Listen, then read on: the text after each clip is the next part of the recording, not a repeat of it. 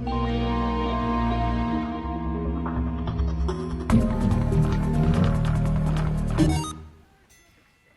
what is going on, everybody? Jerma here with a Team Fortress 2 gameplay commentary, and tonight, gonna be playing as the Spy with the default Strange Revolver, the Spy-cicle, and the default Invisibility Watch.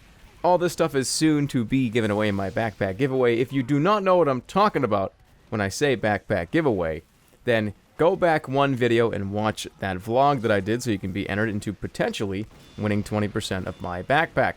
All the proceeds going to you, baby, going to you. So let's bring up the gameplay a little bit. I want to talk about a couple of things, specifically about the Spy, and how this is probably the best Spy gameplay I've ever uploaded to this channel.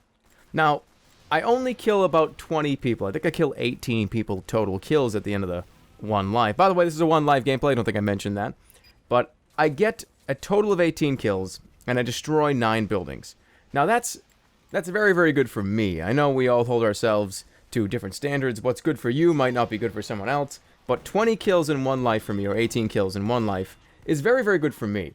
And the reason why I think this is the best gameplay I've ever recorded, everything seemed to go my way. In situations where I knew I should have died, in situations where I was certain, when I was playing, I was certain I was not going to get out of them, I got out of them. And it happens at least 4 or 5 or 6 times, pretty much every minute that you're watching this video. I should have died, but I somehow weaseled my way out. And especially for Spy, when you get yourself in a bad situation as a Spy, it's hard to get out of it, and there's a lot of people looking for you, a lot of people chasing after you, but that's where the Spy-cicle comes in, and I have never really been a big upper of the Spy-cicle. I thought it was really cool, I thought it was an interesting item, but it really can save your life in so many different situations, because if a pyro lights you on fire, it's really a second dead ringer. It's a way for you to be able to get away and not have to let anybody know that you're around. Sure, it makes a very loud noise, but this game is loud as hell anyways. So there's a couple of situations where you're going to see where I pull out the Spy-cicle and I don't die, where I definitely should have. And I'm going to give you a Spy tip right now. Nothing really too major, but it really helps me and it really gets you in the right mindset when you play Spy. Because I know a lot of new players, when you just join the game, you just install TF2 for the first time, Spy is a really intriguing class, and it's one of those classes that you load it up and you go, oh man, that's awesome. I want to like go invisible and like stab people. It's a really drawing class. It draws you to it very easily. So if you're looking for Spy tips, the number one thing I can give you in this video, I know I've talked about stuff like this before, but really, in this video specifically, and it's something that I just recently started doing, and I never really did it before. Run away. Just run away. If you think you're in trouble, don't just start chaos stabbing and start pulling out your revolver and shooting everybody around you. Just cloak and get the hell out of there. It happened. It's hard to do this because we innately want to kill things in this game and attack people and shoot people and stab people. But if you miss a stab, you really need to learn to run away and get to a better position. Because playing Spy is really all about positioning. It's all about finding the entranceway, finding the correct route, and leaving if you are in trouble. It is very important. So take a look at this situation right here. This is a very big thing. This is exactly what I'm talking about right now. Old Jerma, or Chaos Jerma, would have stayed in that room and attacked and just started shooting and punching and kicking and screaming. But if you just calm down, run out of the room and get out of there, if you know that you're in trouble and you know that you're overwhelmed, just get out of the room. You have a cloak. If you have the dead ringer, you have that.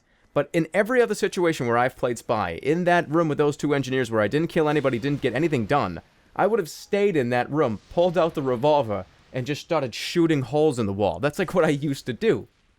And even when you're in a situation where you're 100% confident that you're going to get a bunch of kills, only go for the sure thing and get out of there. Use your cloak. You're a Spy. You're not a soldier. You're not a demo man. You're not a heavy. You don't have a whole lot of options to unload and kill 5 people in a row. Now, if you get a chain of backstabs, that's fantastic.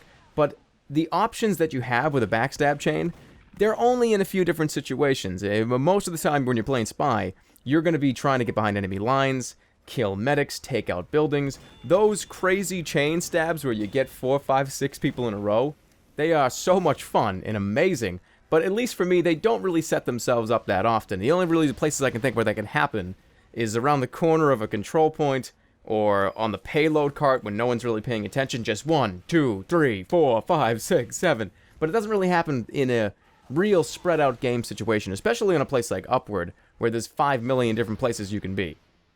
Now, of course, there are exceptions to this. There are probably some of you guys watching right now that are so incredible at Spy that you do this every day. But at least for me, though, it's a little bit different.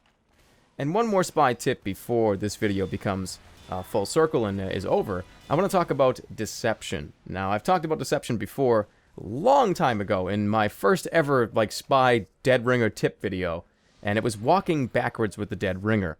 Now, the same type of spectrum where you use deception as the spy can be placed in this little thing, and that is taking out different weapons when you are disguised as the enemy. For instance, if I'm disguised as a medic, I should not have the syringe gun out. If I'm running around with the syringe gun, I am definitely a spy. That is like the #1 way to tell if somebody is a spy. If you see a medic, like, walking around your spawn with the syringe gun, with no enemies around, he's a spy. Like, he is a spy.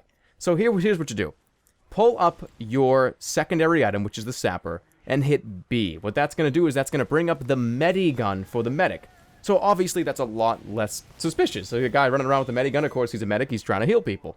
Same can be said for other classes like the Demo Man. I know it might not sound like a lot, but if you pull out the sticky launcher rather than the default grenade launcher, you are much less likely to be thought as a spy. Because most people don't do that. They run around, I have my grenade launcher. They don't have the sticky launcher route, and it can be a little bit more of a layer of deception you can use. And again, you pull that out with the sapper and hit B. And with that, it's going to wrap up the video, guys. So thank you all so much for watching. I really do appreciate it. And I'll catch you guys all next time. And of course, take care, everybody.